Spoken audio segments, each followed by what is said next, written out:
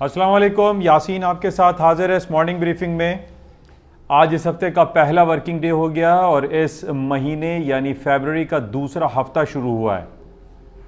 बहुत सारी बातें आपसे डिटेल में भी डिस्कस की जाती हैं और डेली बेसिस पे जो इंपॉर्टेंट इवेंट्स होते हैं वो डिस्कस किए जाते हैं। N I on market by Yasin इस प्लेटफॉर्म पे जो कि यूट्यूब का चैनल है।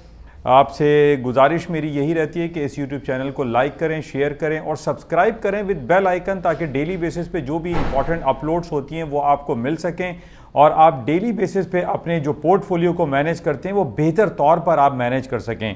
तो पिछले हफ्ते हमारे पास सबसे इंपॉर्टेंट इवेंट जो रहा वो फेसबुक की अर्निंग रिपोर्ट थी और उसकी रिपोर्ट थोड़ी सी ख़राब आई और उस बेसिस पे हम ज़रा तफसीली जायज़ा लेंगे अभी yasinanalysis.com के प्लेटफॉर्म पर।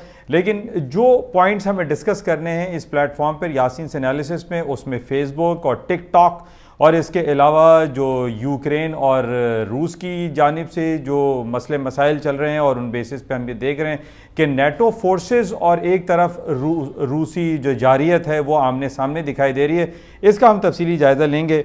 अच्छा, इन तमाम जो टेंस हालात हम देख रहे हैं कि पाए जा रहे हैं रूस और इसकी वजह से, और जिसकी बेसिस पे हम देख रहे हैं कि सोने की कीमतों में इजाफा हो रहा है, इसको हम ज़रा डिस्कस करते हैं कि क्या कुछ हो रहा है और क्या कुछ हो सकता है और इसका क्या इम्पैक्ट मार्केट पे पड़ेगा। इसका हम तफसीली जायज़ा लेंगे थोड़ी देर में आपके साथ।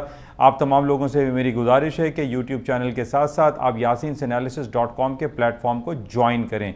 तो थोड़ी देर में आपके साथ इस प्लेटफॉर्म पर मिलते हैं। थैंक यू, खुदा हाफिज़।